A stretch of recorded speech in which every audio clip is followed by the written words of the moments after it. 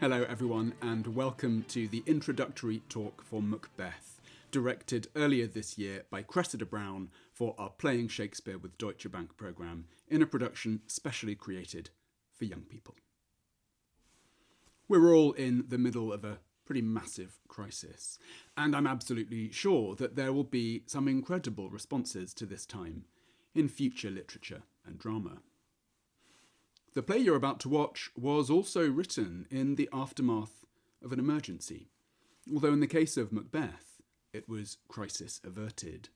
The gunpowder plot of the 5th of November 1605, when a group of extremists mined the Palace of Westminster with vast quantities of gunpowder, planning to blow up King James and the country's entire ruling elite at the state opening of Parliament.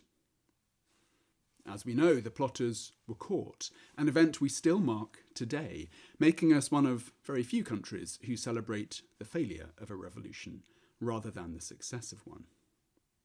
Shakespeare and the King's Men theatre troupe were right at the heart of the political fallout of the gunpowder plot, which is precisely when Macbeth was being written. And it's that context of political crisis that I want to talk about, because the connection between the distant Scottish past of the play and Shakespeare's England isn't as remote as we might think. I'm going to suggest that Shakespeare was very conscious of some of the political points he was making in his terrifying tragedy of the man who did all it took to become King of Scotland. Look for Macbeth in your collected Shakespeare, and you won't find it among the histories. But for all its tragic heft and its mythic, magical elements, Macbeth is a history play, set in 11th century Scotland. The characters, Duncan, Malcolm, Macbeth, and lots of the other people in the story, are real people from the Scottish past, a past that had also become England's past, with the arrival of King James in 1603. He had been King of Scotland since 1567. And like his other history plays, Shakespeare turned to works of historical scholarship for inspiration, chiefly a massive work called The Chronicles of England, Scotland and Ireland by Raphael Holinshed. This was, without question, Shakespeare's favourite history book, and he often took great sections of it as source material for his plays. Loads of Macbeth is familiar in Holinshed's account of that king's reign. The names of the main characters, the prophecy of the three weird sisters in Act 1, Scene 3, Macbeth's progression to Thane of Cawdor and then desire for the kingship, and the killing of Duncan in Act 2, although Shakespeare takes the manner of his death from elsewhere in Holinshed's Chronicles.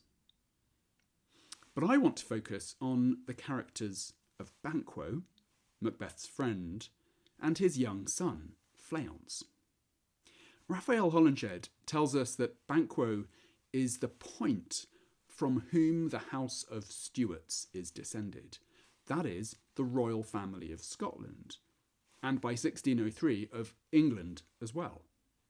And that's a key part of the Weird Sisters' ambiguous prophecy, that Banquo will beget kings, although not be one himself, and the reason for the murder of Banquo and attempted murder of Fleance in Act 3, Scene 3.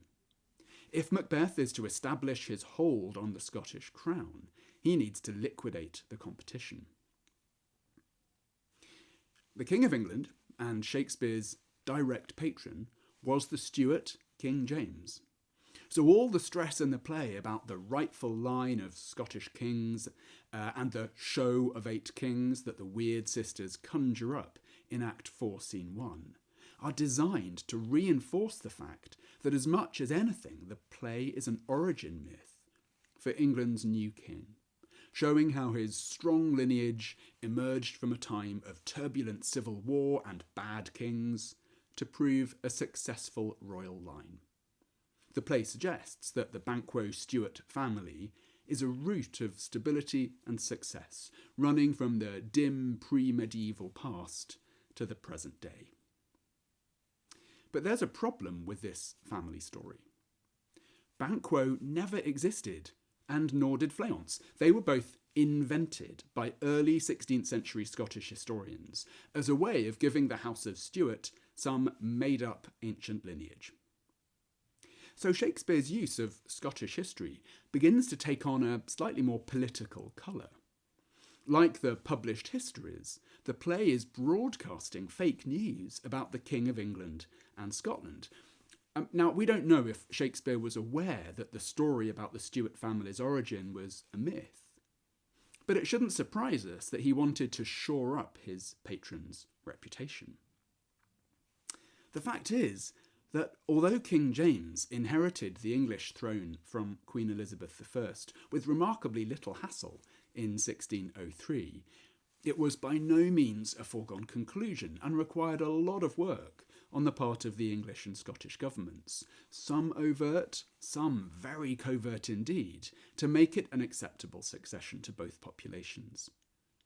And they did so by appealing to an emotional idea of united Britishness, even though England and Scotland had been separate countries pretty much forever.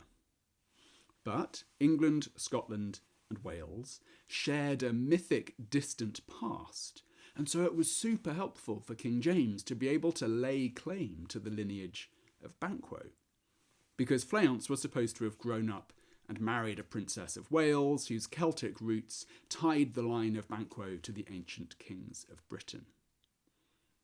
So Shakespeare's presentation of the prophesied line of kings emanating from Banquo through Fleance, as shown to Macbeth by the Weird Sisters, is actually part of the propaganda drive to convince the English people that their new king wasn't an interloper, but a uniting saviour of a new nation called Great Britain.